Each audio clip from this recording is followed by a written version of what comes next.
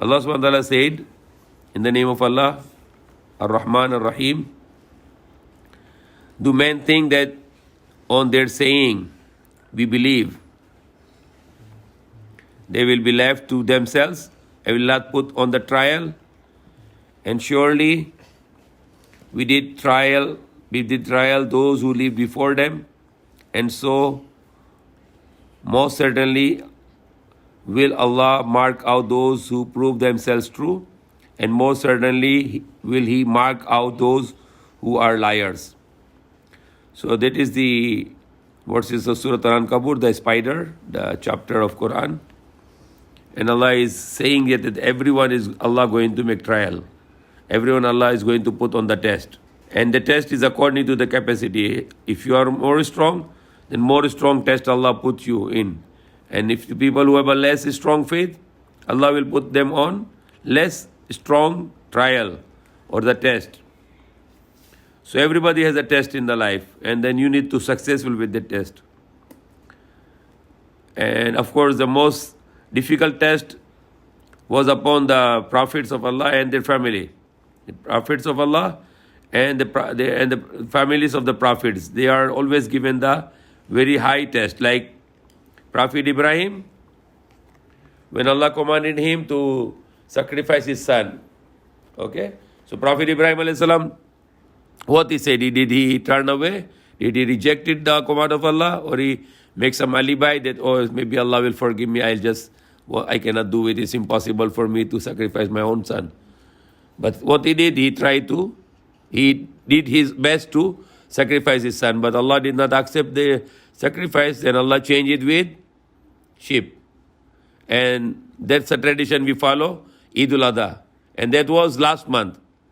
What was the last month? Zulhijjah. And what is the month now, right now? The month now is Muharram.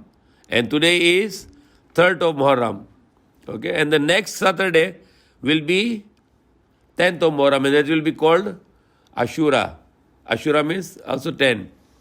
So last month on the 10th of Zulhijjah, there was a sacrifice day for Prophet Ibrahim to sacrifice his son.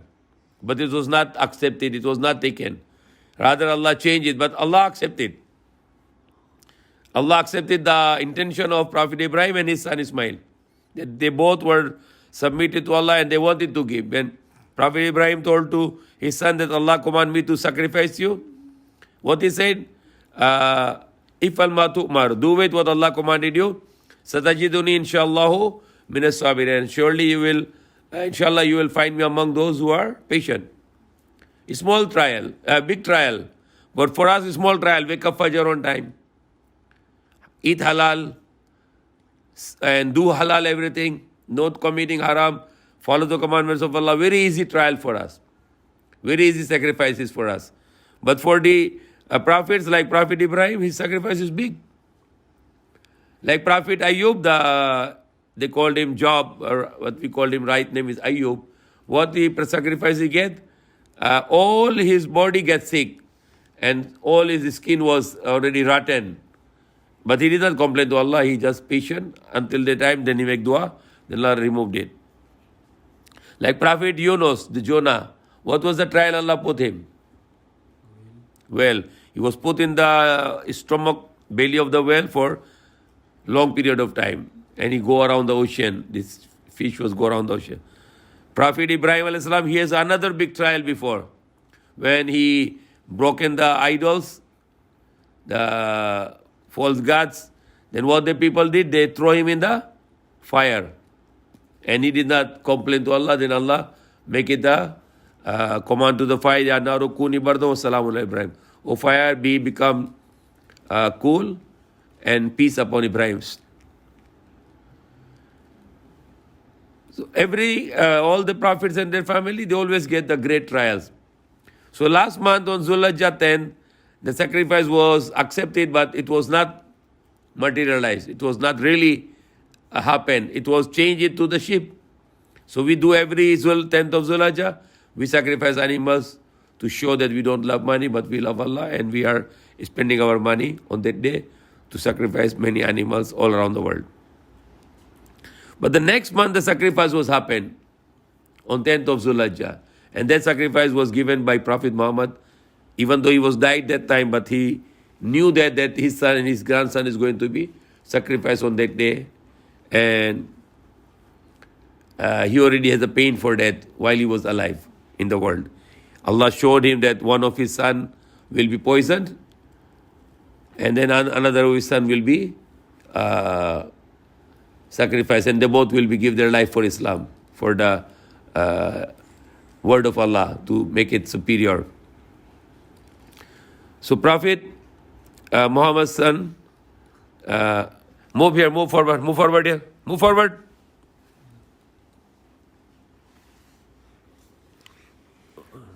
Move forward. Move here, you move little there. Move there little. You move backward little. So Prophet Muhammad's grandson Hussein was sacrificed on 10th of Muharram, and that sacrifice was accepted. And it was very simple for him to, easy to say one word that, okay, I accept the unjust rule of Yazid, then he can be saved and his family can be saved. But he wants to give the example that for the sake of Allah, never surrender to the evil. Never accept the evil or evil unjust rule, never to surrender. He gives the example because we are here in this world not forever. So rather than you accept the injustice and die as a coward, he chose to be die as a brave person in the name of Allah and not to accept the injustice. And that injustice was by the Yazid. Yazid was taken over the rule by inheritance, which is against the law of Islam. Because the law of Islam doesn't allow the monarchy that the father died and the son will take the inheritance of the rule. No, it's not allowed. Only the wealth of the father can be inherited by the children, but not the rule. The rule is for the people to decide. The people to decide who is according to book of Allah, the law of Allah, who is the right person to rule the ummah.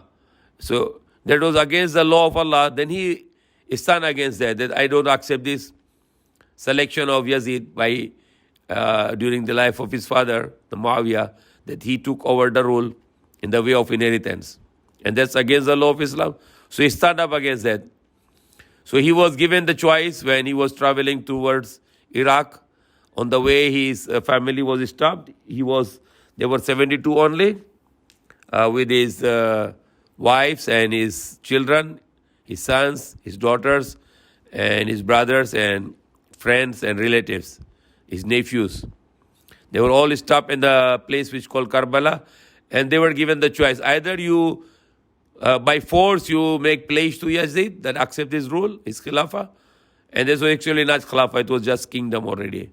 Even his father was not khilafah anymore, but it was just like kingdom only.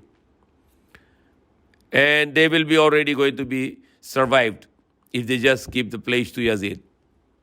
So he said, no, I will not pledge because it's against Islam. And I will not accept anything against Islam.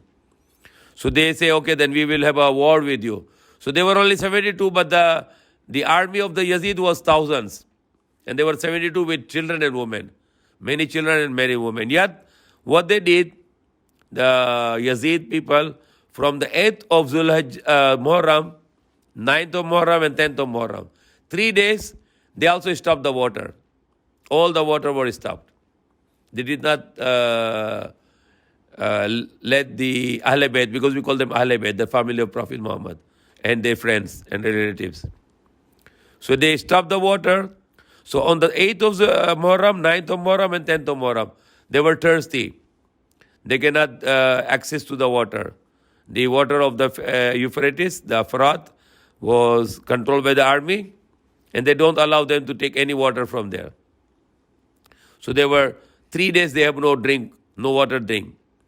On the battle started on 10th of Zulhijjah, and then the Hussein, Imam Hussein radiallahu anhu, he started to send to the battlefield his friends, his relatives, his nephews, his sons, one by one. And they were fighting with those army, with those bad people, and keep on They killed lots of them, but finally, one by one, they were start to fall. They were thirsty for 3 days, and then finally, the son of Hussein was very thirsty. The infant, the Asghar Ali Asghar, 6 months old, and his brother, half brother Abbas, he tried to went to get water. So the disbelievers attacked him. He killed them, but finally they cut both his hands. Both his arms were cut, and he held the water skin in the mouth to run towards the camps to give water to women and children. But they arrowed also the water, and the water was spilled, and he was also martyred. Then one by one, everyone was sacrificed. Then only one son left, the Ali, whose name was also Ali, like Ali Akbar, Ali Asghar, and the other Ali, whose name was Zainul Abidin. And he cannot go to the battlefield because he was very sick. So he left with the women there in the camp. And finally, the Hussein radiallahu anhu, he went to the battlefield and he fought to those bad people. And until there was a prayer time around like something like near Maghrib time. And when he was hit hundreds of wounds on his body, then finally he fell on the sajda, and then he was martyred at that time.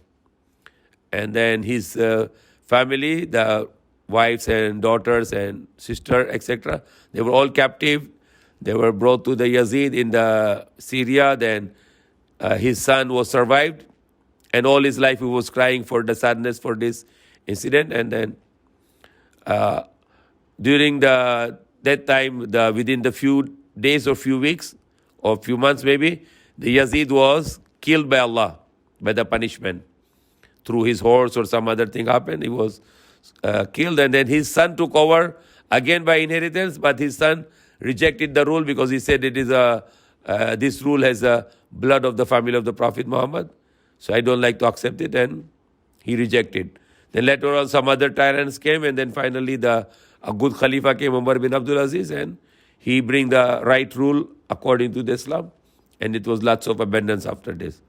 So that's a short, brief story. The reason for Hussein radiallahu anhu to give his life for the justice. And that's we get lesson, to never surrender to the injustice and never accept the wrong, but always stand for the right. Because this is our test here in the life. If you just give up for the fear of people or fear of life or anything, and you give up your life, you give up the right and accept the wrong, you give up to yourself to the injustice and accept the injustice and don't want to stand for the justice, then you will be a loser. So that was the lesson from the story of the Hussein radiallahu anhu. The same thing happened, like I was saying in the Jummah khutbah, that there was a man called Nelson Mandela from Africa. He was a leader for the South African black people, African people, and the British government went there and they controlled South Africa. South Africa, you know what is South Africa? Is a very rich country. They have lots of gold, diamonds, and different kind of stones, which is very expensive. So British government, they took over the South Africa because of the wealth, because there's so many gold and diamonds there. So they take control of South Africa. So Nelson Mandela is from a poor family, African. He stand up and he make the movement against British. He started to fight against British. He want them to go out from South Africa and give their native land. So when he was making revolution against British, the British government caught him. They put him in Robben Island in the prison, and they let him to stay there for 25 years. When it was so many years, the Nelson Mandela, he wanted to give up the mission to surrender to the British government. And then he was deciding to do it in the morning. At night time, he was prepared that tomorrow he will surrender to the British government. And then suddenly he remembered the incident of Hussein, that even all his family, he did not surrender to the injustice rule of Yazid. And then not only that, he inherited the rule from the father, also so many other corruption and bad things happening in the rule of Yazid, which is not tolerable anymore, which is against the command of Allah and against the way of the Prophet. So he remembered that how the Hussein, he did not surrender to the wrong injustice rule. All his family was sacrificed together with him, but he did not accept the injustice rule of Yazid. So he said, why should I? I'm only one. I can just be patient until the British will lose against his mission. So he did not surrender. Then finally the British was surrendered because of media and because of protest by the people who followed the Nelson Mandela. Then finally Nelson Mandela was able to free the country. And he became the first president of that nation. And he also get the inspiration from the story of Hussein Radhiyallahu Anhu, that never to surrender to the evil, never to surrender to the injustice rule. So may Allah guide us and give us lesson from that story. Ameen. Alhamdulillah.